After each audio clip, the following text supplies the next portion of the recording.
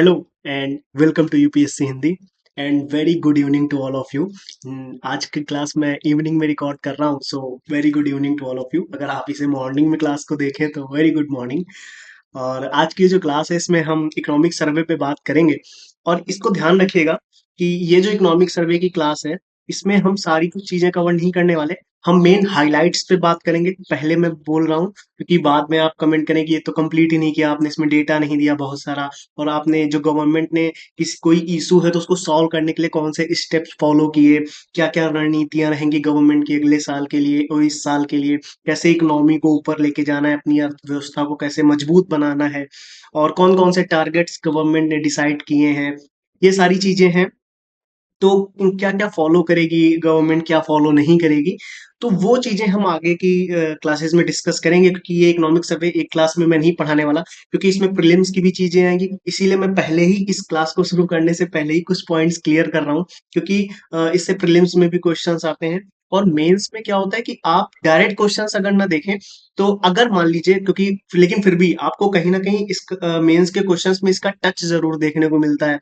तो आप मेंस के क्वेश्चंस टैकल कर पाएंगे। टैकल करने से मतलब ये हो जाएगा कि यहाँ पे जो डेटा दिया जाता है, यहाँ पे जो इम्प्रूवमेंट की चीजें बताई जाती हैं इकोनॉमिक सर्वे में, वो आप मेंस में एज इट इज लिख सकते हैं। इसीलिए बोला जाता है कि अगर इकोनॉमिक सर्वे आप पूरा ना पढ़ें तो एज इट इज उसकी भूमिका पढ़ें, और कम से कम उसको एक बार देखें जरूर, क्योंकि उससे बहुत सारी नॉलेज गैदर हो पाती है, बहुत सी चीजें समझने को मिलती हैं, एक्सप्लेनेशन उसमें दिया रहता है।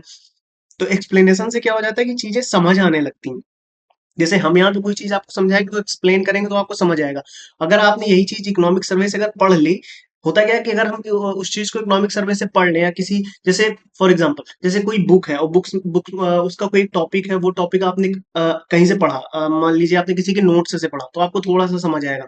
वही चीज अगर किसी ने समझा दिया आपको तो बहुत अच्छे से समझ आएगी। समझाने का मतलब यानी कि उसने आपको पूरी तरीके से उसका एक्सप्लेनेशन दिया। तो इकोनॉमिक सर्वे में यही होता है, पूरा एक्सप्लेनेशन दिया होता है। तो कुछ इस प्रकार से हम इसको लेके चलेंगे कि इसमें प्रीलिम्स की भी चीजें रहेंगी और मेंस की भी रहेंगी, तो वो एक क्लास में कवर करना बहुत मुश्किल हो जाता है।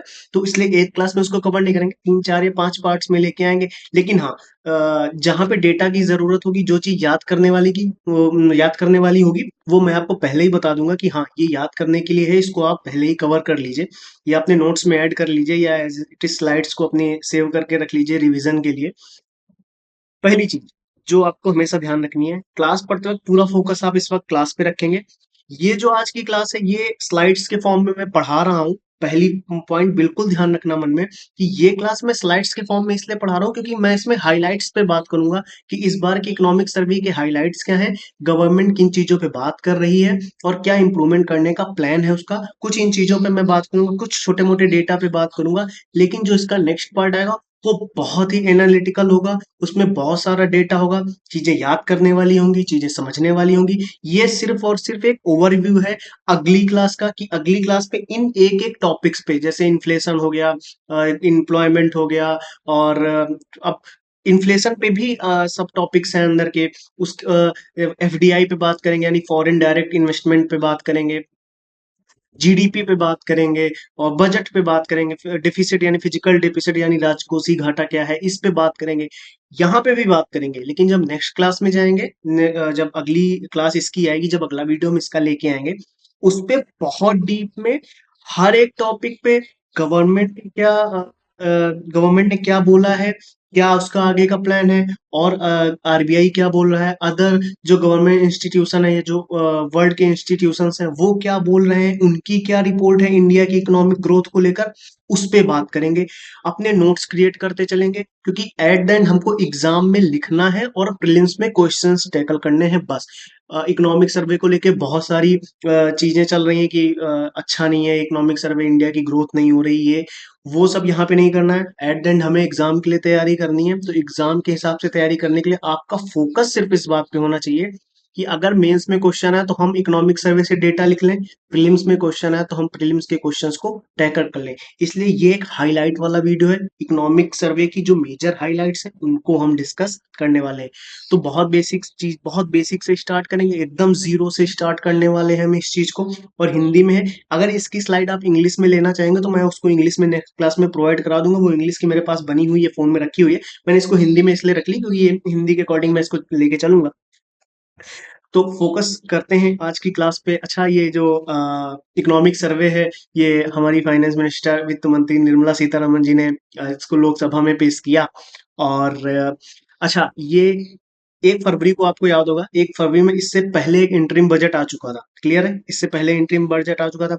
और अच्छा, कई बार लोगों के मन में ये सवाल आता है, पहले क्या होता था कि इंटरिम बजट पेश आया, फिर इकोनॉमिक सर्वे का इस तरीके से फॉलो किया जाता था कि बजट और इकोनॉमिक सर्वे एक में आता था, बाद में अलग होने लगा। ये देखो आगे नीचे लिखा भी हुआ, मैं उसको अभी बताऊंगा। लेकिन बहुत सारा मन में कंफ्यूजन होता है कि इकोनॉमिक सर्वे है क्या, इकोनॉमिक सर्वे आखिर है क्या। इकोनॉमिक सर्वे क्या है कि किसी भी कंट्री की, हम सिर्फ इंडिया की बात नहीं कर रहे, जैसे इंडिया में इकोनॉमिक सर्वे रिलीज होता है, तो जो सेंट्रल गवर्नमेंट होती है, बजट से पहले अर्थव्यवस्था की यानी इकोनॉमी की स्थिति की, यानी इंडिया की इकोनॉमी की जो कंडीशन है, इंडिया की अर्थव्यवस्था की जो स्थिति है, उसकी समीक्षा करने के लिए एक दस्तावेज तैयार करती है। क्लियर, यानी जो केंद्र सरकार है, वो भारत की अर्थव्यवस्था की समीक्षा करने के लिए एक एक क्या दस्तावेज तैयार करती है। और इसमें एनालिटिकल वे में चीजें दी जाती हैं, जैसे स्टैटिस्टिक में उसका डेटा दिया जाएगा, उसको एनालिसिस किया जाएगा, बहुत डीप में चीजें समझाई जाती हैं इस पूरे इकोनॉमिक सर्वे में। अच्छा, इसका फायदा किसको होता होगा, ये चीज सुनने वाली समझने वाली। इसका फायदा यानी जो बिजनेस क्लास है, और या फिर जो पोर्टफोलियो यानी फॉरेन डायरेक्ट इन्वेस्टर्स होते हैं, जो इन्वेस्टमेंट करते हैं भारत में बिजनेसेस में या सेक्टर्स में इन्वेस्ट करते हैं कि ग्रोथ हो और उनका फायदा हो, तो वो लोग इस चीज को एनालाइज करते हैं, इसको देखते हैं, क्योंकि वो देखेंगे हाँ अच्छा इस सेक्टर में इतनी ग्रोथ हुई, इस सेक्टर में इतनी ग्रोथ हुई, तो वो इस दस्तावेज को, ये जो इकोनॉमिक सर्वे आता है, इसको देखते हैं ना कि हाँ अच्छा इस सेक्टर में अच्छा, ओके, यानी कि बोला है कि इंफ्रास्ट्रक्चर में ग्रोथ हो रही है इंडिया में, तो वो इंफ्रास्ट्रक्चर पे जो इन्वेस्टमेंट होगा वो बढ़ेगा, जो फॉरेन से इन्वेस्टमेंट लोग इन्वेस्ट करते होंगे पैसा, वो देखेंगे किसी एक पर्टिकुलर सेक्टर में अगर ग्रोथ हो रही है, किसी एक पर्टिकुलर सेक्टर में ग्रोथ हो रही है, तो उसमें इन्वेस्टमेंट करेंगे। तो वो लोग इसका उपयोग करते हैं देखने के लिए, इसको समझने के लिए कि इन्वेस्टमेंट बढ़ता है, इन्वेस्टमेंट घट सकता है, इसका उपयोग करते हैं इसलिए। और ये जो इकोनॉमिक सर्वे, इस पे बात किन किन चीजों पे की जाती है, जरा उस पे हम बात करें। जैसे जीडीपी पे बात करते हैं। एक सेकंड, एक सेकंड रुकना, मैं पेन ऐड कर लेता हूँ, एक सेकंड।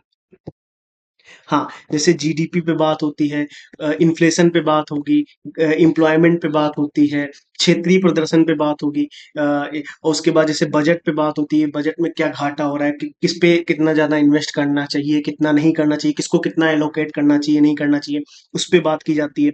और क्या लिखा हुआ है, पहला आर्थिक सर्वेक्षण 1950-51 में आया, जब यह बजट दस्तावेजों का हिस्सा हुआ करता था, यानी पहले इकोनॉमिक सर्वे बजट और बजट के साथ मिलके आता था। 1960 के दशक में इसे केंद्रीय बजट से अलग कर दिया गया, और बजट पेश होने से एक दिन पहले पेश किया जाने लगा, यानी जिस दिन बजट आता है उसके एक दिन पहले इकोनॉमिक सर्वे रिलीज कर दिया जाता है। और इकोनॉमिक सर्वे क्या है ये आपको पता लग गया, बहुत बेसिक से बात कर रहे हैं, इस पर निर्मला सीतारमण जी ने इस बार इसको पेश किया, और इकोनॉमिक सर्वे क्या है उस पर बात कर ली। इकोनॉमिक सर्वे में क्या क्या चीजें हैं और क्या किन किन चीजों पे बात की जाती है वो मैंने समझ लिया। अब बात करते हैं कि इस बार का जो इकोनॉमिक सर्वे है उसके क्या मेजर पॉइंट्स हैं, क्योंकि ऐसा माना जा रहा है कि जो इंडिया की जीडीपी है वो 8.2% उसमें ग्रोथ हुई है, 8.2% की ग्रोथ से उसकी वृद्धि हुई। अच्छा, बहुत सारे ग्लोबल चैलेंजेस रहे, बहुत सारी वैश्विक चुनौतियां रहीं, कि लेकिन फिर भी जो इंडिया की जीडीपी है वो 6.5 से 7% तक रहने की संभावना मानी जा रही है। इकोनॉमिक सर्वे क्या बोल रहा है, बहुत सारे ग्लोबल चैलेंजेस हैं, बहुत बेसिक बातें कर रहा है, क्योंकि अभी बिल्कुल टेक्निकलिटीज पे हम बात नहीं करेंगे। अगर कोई जीरो वाला विद्यार्थी है वो भी इसको देखेगा तो समझेगा, बेसिक बेसिक मोटी मोटा आइडिया उसको होता है, इसलिए मैं बात कर रहा हूँ थोड़ा सा, लेकिन बहुत ज्यादा टेक्निकल टर्म्स में अभी नहीं जाएंगे। हाँ, कल की क्लास में जब हम कोई टेक्निकल टर्म यूज करेंगे, तो उस क्लास में टेक्निकल टर्म यूज करते वक्त साथ में उसको एक्सप्लेन भी करेंगे। ओके, ध्यान से। यानी इकोनॉमिक सर्वे, इस बार का इकोनॉमिक सर्वे बोल रहा है कि बहुत सारी वैश्विक चुनौतियां हैं, बहुत सारे ग्लोबल चैलेंजेस हैं, उसके बाद भी जो इंडिया की रियल जीडीपी ग्रोथ है वो 6.5% से 7% तक रहेगी। लेकिन इसका इम्पैक्ट हमें इसका एक्सपोर्ट पर देखने को मिल सकता है, क्योंकि जहां पे 8.2% से वृद्धि होनी थी, वहां पे 6.5 से 7% के बीच में रहेगी, तो इसका कहीं ना कहीं हमें इम्पैक्ट देखने को मिलेगा। लेकिन ये इकोनॉमिक सर्वे बोल रहा है इतने चैलेंजेस के बाद भी, यानी रसिया यूक्रेन वॉर हो गया, कोविड पैंडेमिक भी इसके पहले हमको देखने को मिली, रसिया यूक्रेन वॉर हुआ, इन सब चैलेंजेस के बाद भी हमारी जो ग्रोथ है करंट फाइनेंशियल ईयर में, जो हमारा जीडीपी ग्रोथ है वो 6.7% से 6.5 से 7% के बीच रहने की संभावना है। और अब जो गवर्नमेंट के अलग अलग इंस्टीट्यूशन है वो क्या बोलते हैं, यानी आरबीआई ने क्या बोला, आरबीआई ने बोला कि 2025 के लिए जीडीपी 7.7% तक 7.2% तक रह सकती है जीडीपी ग्रोथ। यानी इकोनॉमिक सर्वे कितने की बोल रहा है, ध्यान से, इकोनॉमिक सर्वे 6.5 टू 7 बोल रहा है, आरबीआई कितनी बोल रहा है 7.2, आरबीआई कितनी बोल रहा है 7.2। और आईएमएफ यानी अब वर्ल्ड के जो इंस्टीट्यूशंस है, जो वर्ल्ड के संगठन है वो क्या बोल रहा है, अंतरराष्ट्रीय मुद्रा कोष यानी इंटरनेशनल मॉनेटरी फंड वो क्या बोल रहा है, और एडीबी यानी एशियन डेवलपमेंट बैंक वो क्या बोल रहा है कि इंडिया की जो ग्रोथ होगी वो 7% से हो सकती है। वो अनुमान लगा रहे हैं, मतलब इन लोगों ने अपना अपना एक डेटा निकाला, उन लोगों ने अपने अपने अकॉर्डिंग चीजें बोली कि जो इंडिया की ग्रोथ होगी, जैसे इकोनॉमिक सर्वे ने एक आंकड़ा दिया कि 6.5 से 7% के बीच में हमारी इकोनॉमिक ग्रोथ होगी। आरबीआई ने क्या बोला, नहीं 7.2 से हो सकती है। और आईएमएफ और एशियन डेवलपमेंट बैंक यानी एशियाई विकास बैंक क्या बोल रहा है, 7% तक रहने का अनुमान है। ये जो, बहुत ध्यान से सुनिएगा, ये छोटी छोटी चीजें हम मेंस में कोट कर सकते हैं अपने आंसर्स में। हाँ, मान लीजिए यहाँ से डायरेक्ट क्वेश्चन नहीं नहीं आ रहा कि आरबीआई ने कितना बोला, अच्छा बताओ, मान लीजिए पीवाईक्यू में यानी जो ऑब्जेक्टिव क्वेश्चंस होते हैं उनमें मान लीजिए प्रीलिम्स में नहीं पूछा गया, लेकिन हम अपना कोई ऐसे लिख रहे हैं, अपना मेंस में कोई डेटा लिख रहे हैं, वहां पे इनको छोटे छोटे डेटा कोड करते चल सकते हैं। इसलिए इनको समझना जरूरी है, इनको पढ़ना जरूरी होता है। हम क्या करते हैं कि कोई डेटा हमारे सामने लिखा होता है, हम पढ़ के आगे निकल गए, अरे वो देखो कि उस डेटा को हम कैसे अपने मेंस के पॉइंट्स में ऐड कर सकते हैं। कोई आंसर लिखना आ गया, अगर आपने वहां पे ये लिखा, जैसे इकोनॉमिक सर्वे में इंडिया की ग्रोथ की बात हो रही है और इस साल का कोई क्वेश्चन है, उसमें अगर आप ये लाइन कोट करके आते हैं कि इंटरनेशनल मॉनेटरी फंड और एशियन डेवलपमेंट बैंक इंडिया की इकोनॉमिक ग्रोथ को 7% तक रहने की बात करता है, तो एक आपके क्वेश्चंस में एक वजन आता है कि हाँ आपने डेटा कोट कर रहे हैं, आप कुछ इंस्टीट्यूशंस की बात करें, उनके डेटा को आप अपने क्वेश्चंस में, अपने आंसर्स में इंक्लूड कर रहे हैं।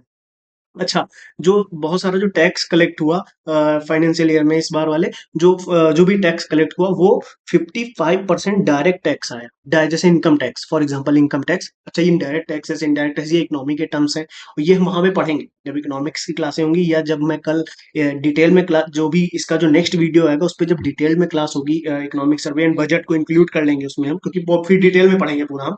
2 घंटे की भी क्लास हो सकती है, इससे ज्यादा भी हो सकती है, या 2 घंटे की मैं मिनिमम रखने का प्रयास करूंगा, क्योंकि बहुत सारा डेटा होता है, बहुत सारी चीजें समझनी होती हैं, तो आप उसको एक एक घंटे करके देखिएगा। मैं पूरा एक बहुत डीप में वीडियो बनाऊंगा, हो सकता है कुछ दिनों में आपके पास आ जाएगा, क्योंकि उसकी तैयारी करके मैं बनाऊंगा कि बहुत इंपॉर्टेंट पॉइंट्स मैं इंक्लूड करूंगा, बहुत सारी चीजें उसमें ऐड करनी होंगी। अदर अदर इंस्टीट्यूशंस क्या बोलते हैं, क्या इस बार की गवर्नमेंट की अप्रोच रही, उस पर मैं बात करूंगा। इसलिए जैसे ये टैक्सेस हो, इनके बारे में भी हम नेक्स्ट बहुत डीप में उसमें बात करने वाले हैं। अच्छा, तो जो 55% टैक्स आ रहा है वो डायरेक्ट टैक्सेस से आ रहा है, और जो 45% है अदर, वो किससे आ रहा है, वो आ रहा है हमारा इनडायरेक्ट टैक्सेस से। ओके, जो इस बार टैक्सेस इंक्लूड हुआ सबसे ज्यादा वो 55% हुआ डायरेक्ट से और 45% इनडायरेक्ट से। अब बात करते हैं जो मेजर हाइलाइट्स हैं, हमने क्या बोला, हम मेजर हाइलाइट्स पे बात करने वाले हैं। ये बेसिक बेसिक कुछ बात थी, मैंने बात करी कि किसने पेश किया, क्या होता है और क्या मुख्य बातें थी। अब मेजर हाइलाइट्स पे बात करते हैं। सबसे पहले फिजिकल डिफिसिट के बारे में बात करेंगे। अब पहले फिजिकल डिफिसिट यानी राजकोषीय घाटा क्या होता है, बहुत बेसिक मैं बताता हूँ राजकोषीय घाटा क्या होता है। जो हमारी स्पेंडिंग, यानी जो हम खर्चा कर रहे हैं और जो हमारी अर्निंग है, उसके बीच का जो गैप है, उसके बीच का जो घाटा है, वो होता है राजकोषीय घाटा।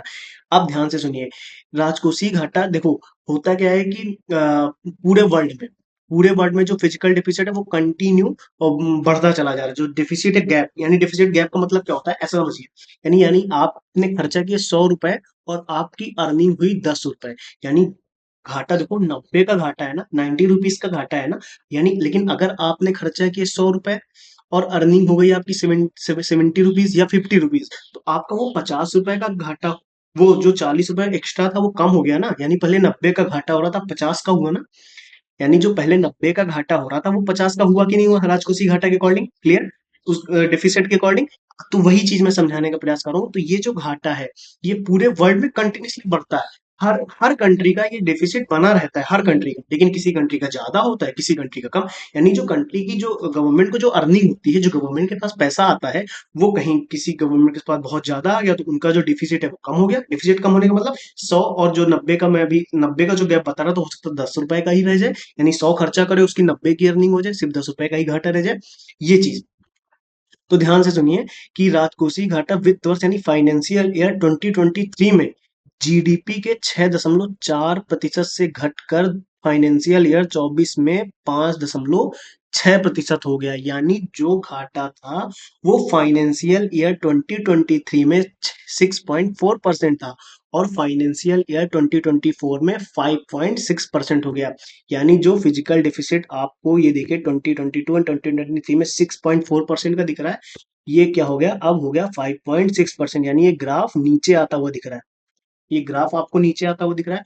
और जब फिजिकल डेफिसिट का ग्राफ नीचे आता है वो हमारी इकोनॉमी के लिए गुड साइन होता है। क्यों गुड साइन का मतलब, जो डेफिसिट है, जो घाटा है वो कम हो गया। समझ रहे हैं आप, घाटा क्या हो चुका है, घाटा कम हो चुका है। यानी 100 रुपए, जहां पहले 100 रुपए का खर्चा हो रहा था, अर्निंग सिर्फ 10 रुपए की हो रही थी, वहीं 100 रुपए का खर्चा तो हुआ लेकिन अर्निंग हमारी 50 रुपए की हो गई। यानी ये जो घाटा था बीच का, ये क्या हो गया, कम हो गया। अच्छा, जो हमारा विदेशी मुद्रा भंडार है यानी फॉरेन एक्सचेंज है जो हमारा, वो उसमें क्या है कि उसके लिए जो हमारा चीजें देखी जाती हैं, जैसे राजकोषीय घाटा आपको समझ आ चुका। अब हम फॉरेन एक्सचेंज पे बात करें तो ये जो हमारा विदेशी मुद्रा भंडार है, ये स्थिर विनिमय दर है। स्थिर विनिमय दर का मतलब वोलाटाइल है, ये एक स्टेबिलिटी दिखा रहा है। हमारा जो एक्सचेंज रिजर्व है फॉरेन एक्सचेंज, अच्छा फॉरेन एक्सचेंज का मतलब जैसे हमें बाहर से कोई चीज एक्सपोर्ट करनी है, बाहर से कोई चीज मंगानी है, ठीक है। अब बाहर से कोई चीज मंगाएंगे यानी हमें डॉलर देने होंगे, तो हमारे पास डॉलर होने चाहिए ना। हमारे पास पहले उतना डॉलर, यानी 100 डॉलर की चीज है तो हमारे पास 100 डॉलर होने चाहिए ना उसको देने के लिए। तो वो डॉलर हमारे पास, वो जो एक्सचेंज रिजर्व है वो हमारे पास कितना है, तो वो हमारे पास मार्च 2024 के अंत तक 11 महीने के अनुमानित आयात को कवर करने के लिए पर्याप्त था। यानी मार्च 2024 तक, ये जो डेटा है ये मार्च 2024 का है। और मार्च 2024 तक तो जो हमारा फॉरेन एक्सचेंज था, फॉरेन एक्सचेंज रिजर्व था, वो 11 महीने हम इंपोर्ट कर सकते हैं बाहर से चीजें कंटिन्यू। अगर हम कंटिन्यू बाहर से 11 महीने तक लगातार चीजें मंगाएं और हम अर्निंग ना करें, फिर अगर हमारा एक्सचेंज ना चेंज हो, ना बढ़े, उसमें ऐड ना करें, तब भी हम कंटिन्यूसली 11 महीने तक बाहर से चीजें मंगा सकते हैं। इतना हम कवर कर सकते हैं। ध्यान से सुनिए, देखो अगली लाइन मैंने क्या लिखी, मैंने लिखा वित्त वर्ष 2024 में भारतीय रुपया यानी इंडियन करेंसी उभरते बाजार साथियों के बीच सबसे कम अस्थिर मुद्राओं में से एक रहा। इसका मतलब क्या है, यानी डॉलर में चेंजेस कंटिन्यूसली होते रहे, लेकिन जो रुपए की जो वोलाटिलिटी थी, यानी अस्थिरता और स्थिरता की बात होती है कि कभी ऊपर उठ गया कभी नीचे, ये अन्य की तुलना में कम बोला जा रहा है। इकोनॉमिक सर्वे अन्य की तुलना में कम बोल रहा है।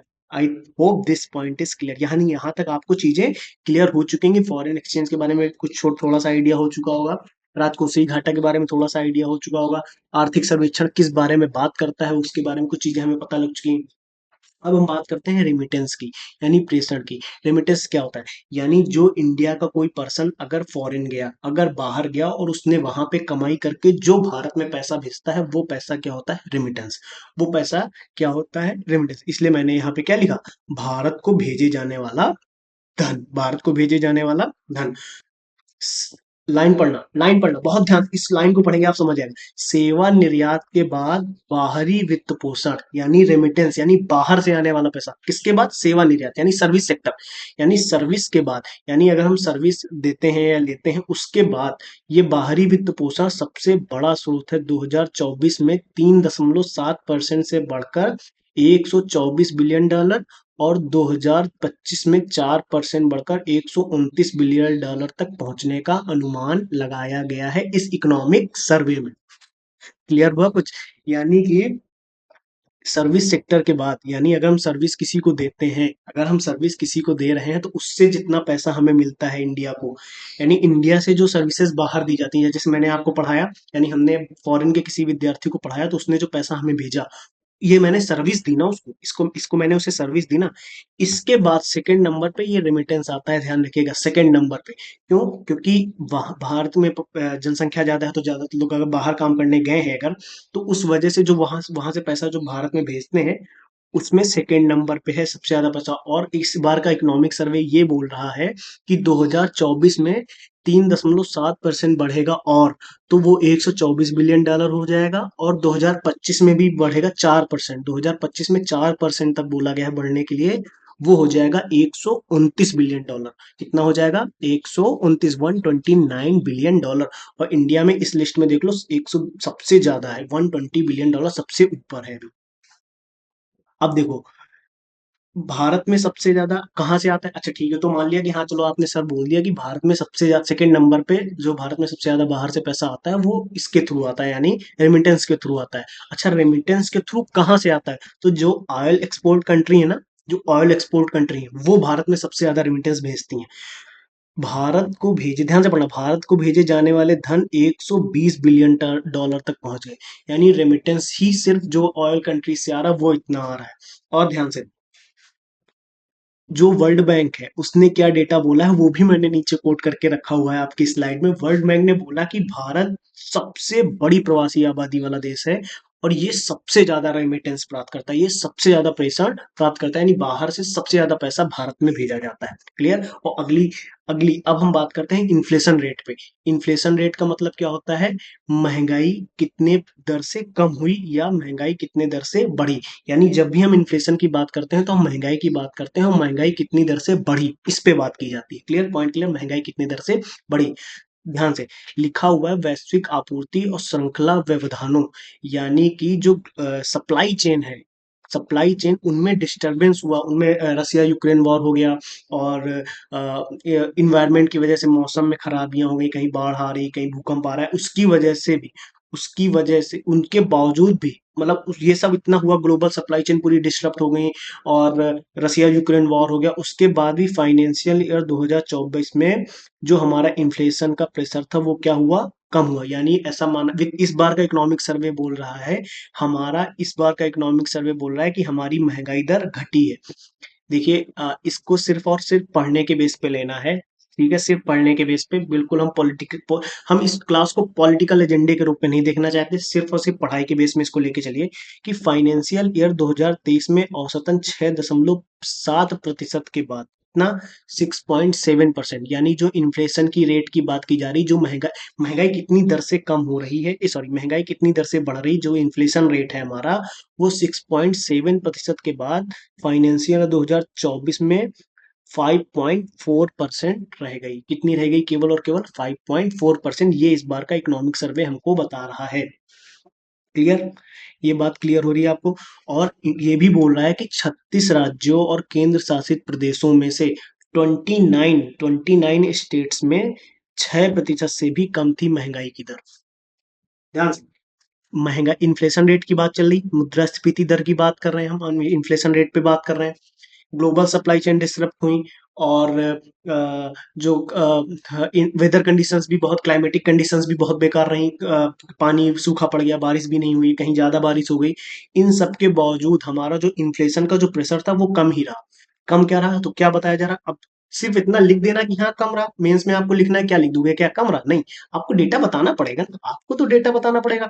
तो अगर कोई चीज कम रही तो उसका डेटा क्या बताया जा रहा? उसका डेटा ये बताया जा रहा है कि फाइनेंशियल ईयर 2023 में जो इन्फ्लेशन रेट था वो 6.7% था, जबकि फाइनेंशियल ईयर 2024 में कितना हो गया? 5.4%, यानी कम हो गई। यार ये देखिए, यानी 6.65% से 5.36%, महंगाई की रेट कम हुई, यानी महंगाई जिस दर से बढ़ रही थी, महंगाई जिस दर से बढ़ रही थी वो रेट कम हो गया, उस दर से बढ़ने की बजाय अब धीरे धीरे महंगाई बढ़ रही। अगली अगली लाइन के लिए कि आरबीआई क्या बोल रहा है, ध्यान से, आरबीआई क्या बोल रहा है कि फाइनेंशियल ईयर 2025 में 4.5% और फाइनेंशियल ईयर 2026 में 4.1% रहने की संभावना है।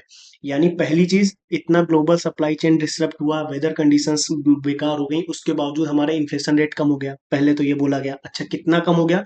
तो बोले कि अगर 2023 में 6.7% था इन्फ्लेशन रेट, तो वो 2024 में 5.4% हो गया, खुदरा 5.4% हो गया। और ये भी बता दिया कि 36 में से जो 29 राज्यों में 6% से कम था, 6% से भी कम था। अच्छा, ये भी, और आरबीआई ने क्या बोल दिया कि 2025 में, आरबीआई ने क्या बोला, 2025 में 4.5% और फाइनेंशियल 2026 में 4.1% होगा। एक सेकंड,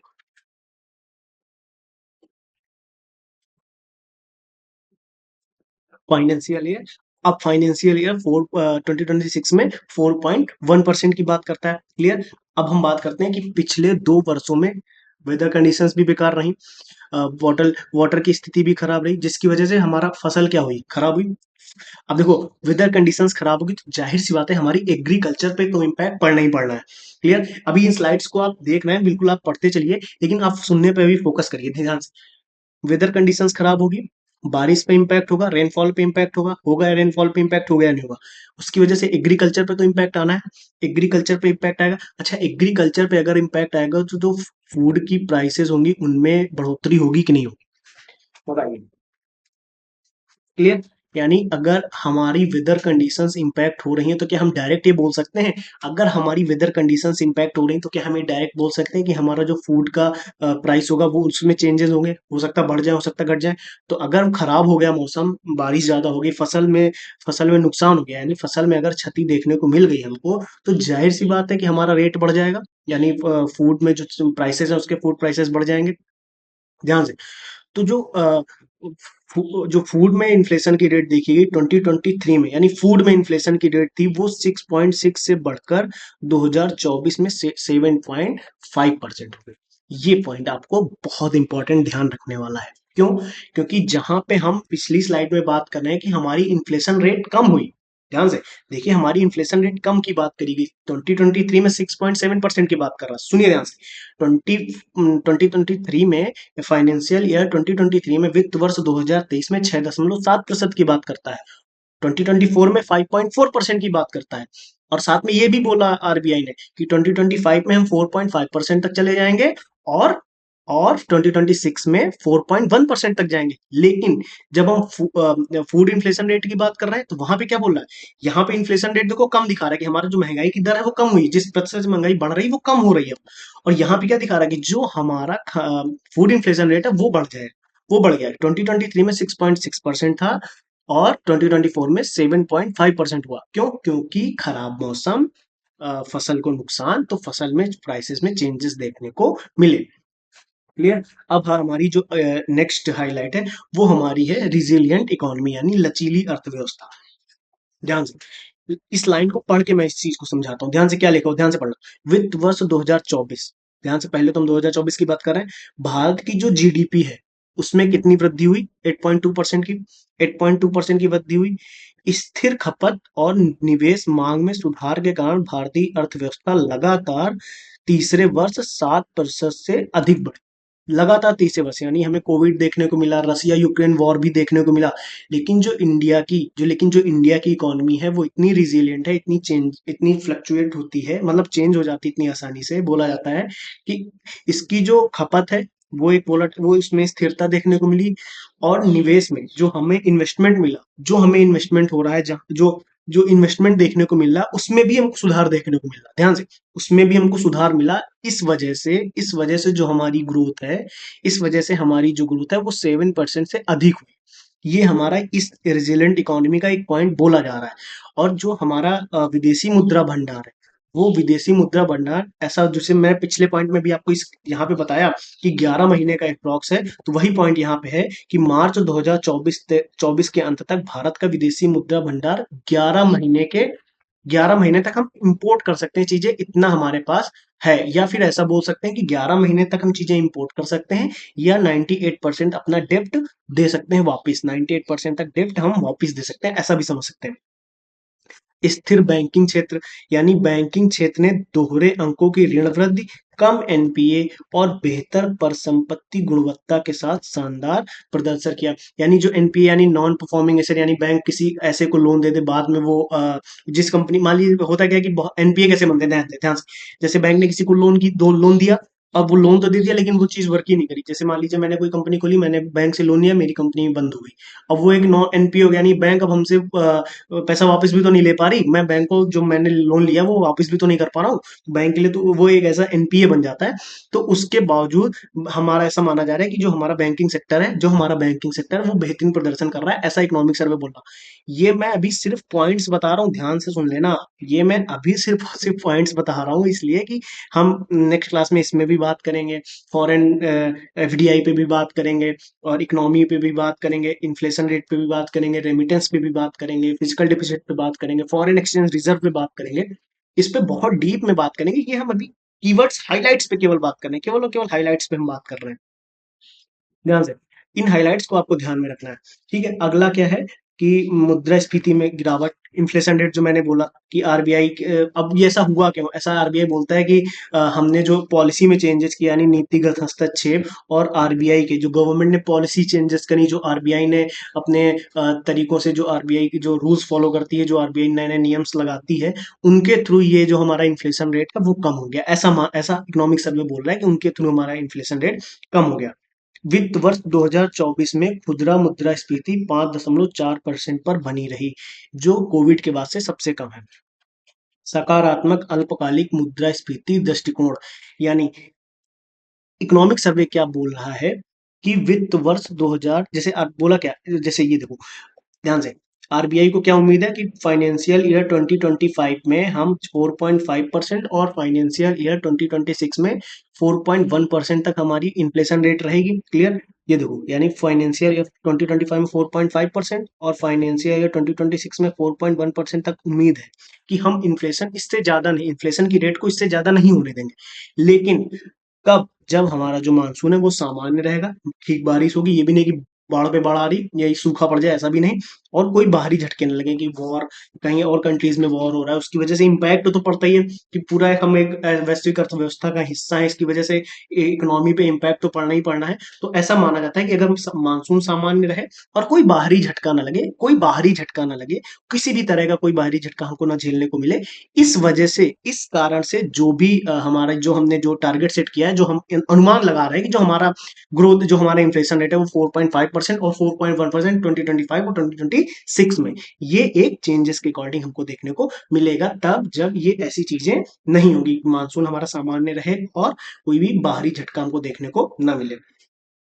अच्छा, नए भारत के विकास के लिए कोई रणनीति? हाँ, क्या? क्योंकि देखो, हमें नौकरी और कौशल सृजन, एमएसएमई, और हरित परिवर्तन, ग्रीन चेंजेस पे हमको बात करना है। असमानता को हमको दूर करने की बात करनी है। इकोनॉमिक्स अभी इन चीजों पे बात कर रहा है कि हम एम्प्लॉयमेंट पे बात कर रहा है, और स्किल इंडिया पे बात कर रहा है, एमएसएमई के विकास के लिए बात कर रहा है, और उसके साथ साथ ये जो ग्रीन हरित परिवर्तन की जो बात की जाती है, ये एक ऐसे चेंजेस पे बात करते हैं कि हम कितना भी ग्रो करते चले जाएं, लेकिन अब जो हमारा इन्वायरमेंट को लेकर जो चेंजेस होंगे, जो इन्वायरमेंट पे जो इम्पैक्ट होगा वो कम होगा। इस असमानता को दूर करने का बात कर रहा है। कुछ ऐसी रणनीतियां अब इस इकोनॉमिक सर्वे में कई बार से इंक्लूड की जाती हैं, इस बार भी इंक्लूड की गई है। एफडीआई प्रवाह धीमा, जिस एफडीआई की हम बात कर रहे थे, फाइनेंशियल ईयर 2023 में $42 बिलियन से घटकर 2024 में $26.5 बिलियन हो गया। यानी जो फॉरेन डायरेक्ट इन्वेस्टमेंट आता है, यानी जो फॉरेन से इन्वेस्ट किया जाता है इंडिया में, जो इंडिया में इन्वेस्टमेंट किया जाता है, वो पहले $42 बिलियन था, तो अब वो 26.5 बिलियन डॉलर हो गया। तो क्या अब ये हमारी इंडियन इकोनॉमी, यानी इंडियन गवर्नमेंट, इस इन्वेस्टमेंट को बढ़ाने के लिए कुछ तो उपाय करेगी, कुछ तो उपाय करेगी। तो वो उपाय हम नेक्स्ट क्लासेस में देखेंगे कि जो चीजें कम हो रही, जो चीजें कम हो रही हैं उनको कैसे बढ़ाया जाए, और जो चीजें बहुत ज्यादा हो गई हैं, इतनी ज्यादा नहीं होनी चाहिए थी, उनको कैसे मैनेज किया जाए। यानी अगर इन्फ्लेशन रेट बढ़ जाए तो उसको कैसे मैनेज करना है, और अगर ये इन्वेस्टमेंट अगर कम आया है तो उसको कैसे बढ़ाया जाए, उसके लिए क्या मेजर चेंजेस हैं, कौन कौन से चेंजेस गवर्नमेंट करेगी, कौन कौन से चेंजेस किए हैं, उन पे हम बहुत डीप में नेक्स्ट क्लास में बहुत डीप में बात करेंगे। उसका इम्पैक्ट देखेंगे, उसको मेंस में कैसे यूज करना है, प्रीलिम्स में कैसे आ सकते हैं क्वेश्चंस, इस पे बहुत आसानी से उसमें चर्चा करेंगे। अच्छा, हमारी जो ऊर्जा जरूरतें हैं वो कैसे बढ़ रही हैं, यानी जो हमारी एनर्जी की रिक्वायरमेंट है वो कैसे बढ़ रही है? क्या बोला जा रहा कि 2047 तक 2 से 2.5 गुना बढ़ जाएगी।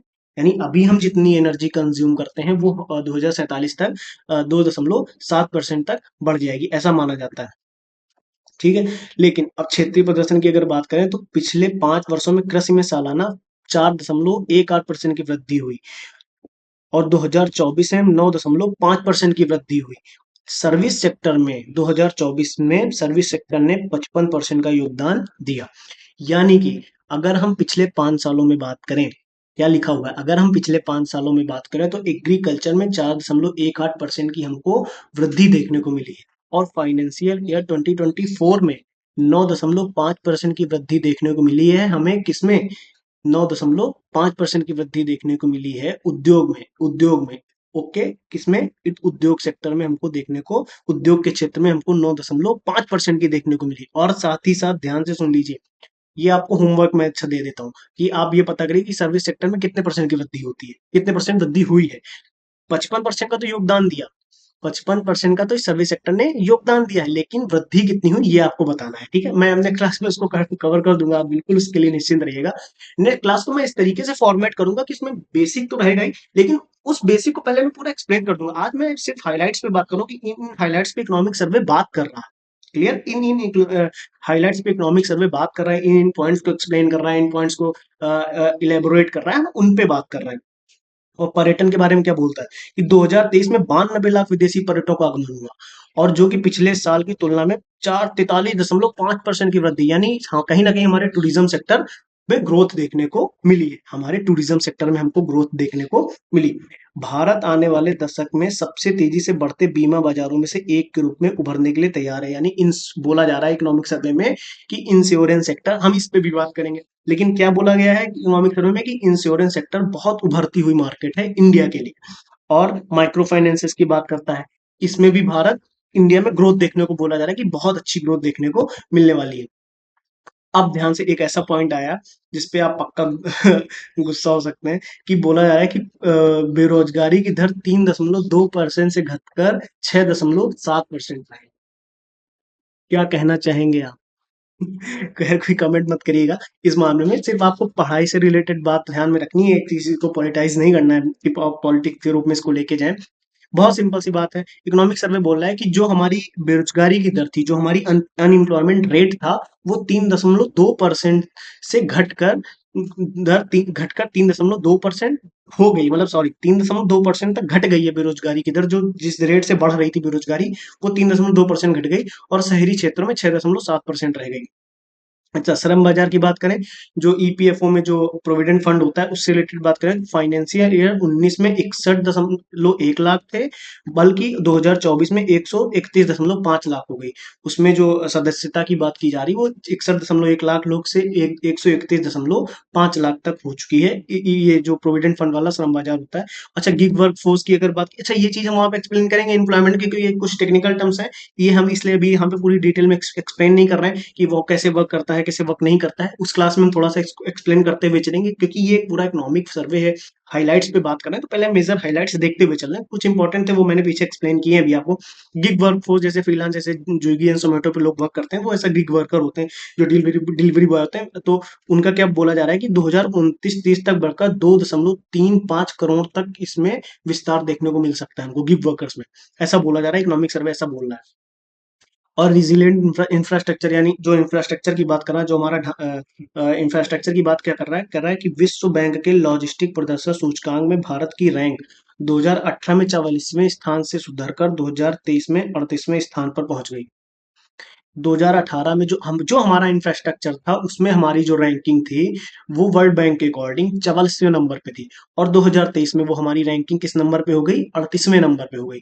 जैसे नेशनल हाईवेज की बात करें तो नेशनल हाईवेज, अब इंफ्रास्ट्रक्चर में तो सारी चीजें आती हैं, लॉजिस्टिक में हमारे रेलवे की बहुत अच्छी रेलवे वो लॉजिस्टिक रेलवे के थ्रू भी होता है, रोड्स के थ्रू भी होता है। तो जब भी हम लॉजिस्टिक की बात करते हैं, तो उसमें जैसे नेशनल हाईवेज की बात की गई, तो देखो 2014 में बोल रहे थे कि 11.7 किलोमीटर पर डे बन रहा था, तो 2024 में 34 किलोमीटर पर डे बनने लगा। तो ये ग्रोथ है, ये ग्रोथ दिखा रहा है कि जो नेशनल हाईवेज में ग्रोथ कैसे देखने को मिली, कि जो 2014 में सिर्फ 11.7 किलोमीटर पर डे बन रहा था, वो 2024 में 34 किलोमीटर पर डे बनने लगा। रेलवे में पिछले 5 वर्षों में 77% की वृद्धि हुई, रेलवे पूंजीगत व्यय में। 21 हवाई अड्डे नए टर्मिनल उनको प्रोवाइड किए गए, 21 एयरपोर्ट्स को नए टर्मिनल प्रोवाइड कर दिए गए बनने के लिए। तो कहीं ना कहीं ये एक पूरा ओवरऑल एक लॉजिस्टिक की बात करता है। तो हमें इसमें भी ग्रोथ देखने को मिल रही है, और कैसे ग्रोथ देखने को मिल रही है, क्या क्या चेंजेस हो रहे हैं इसमें, हम बात बहुत आसानी से बात करेंगे। अच्छा, क्लाइमेट चेंज को लेकर बहुत सारी चुनौतियां हैं। जैसे भारत, ऐसा माना था कि जो भारत है वो G20 देशों में से भारत सिर्फ एक ऐसा देश है जो जो 2 डिग्री सेंटीग्रेड का तापमान के जो एक क्राइटेरिया डिसाइड किया गया उसके अनुरूप काम कर रहा है, वो अपने टेम्परेचर को उससे ज्यादा नहीं जाने दे रहा। और जो भी बिजली उत्पादन हो रही है, 21 मई 2024 तक की बात कर रहे हैं यहाँ पे, वो गैर जीवाश्म यानी फॉसिल फ्यूल से 45.4% तक पहुंच गई है।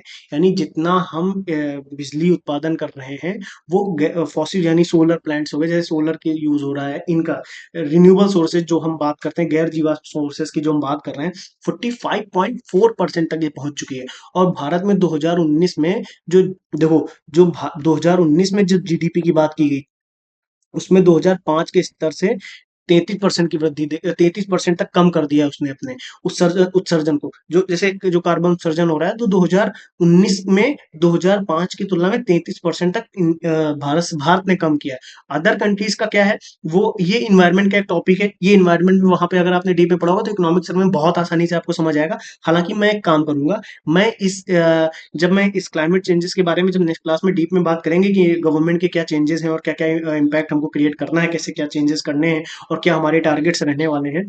और ये तो मैं बता रहा हूँ कि अभी क्या हुआ, अभी कि 21 मई 2024 तक हमारी जो गैर जीवाश्म स्रोतों की हिस्सेदारी थी वो 45.4% तक हो गई, 50% तक पहुंचने वाली है। और 2019 में 2005 की तुलना में 33% तक हम कमी ले आए। और ग्रीन बॉन्ड की शुरुआत जब हुई थी तो उसमें 2023 में 16,000 करोड़ और 2023 के अंत में 20,000 करोड़ रुपए जारी कर दिए गए थे।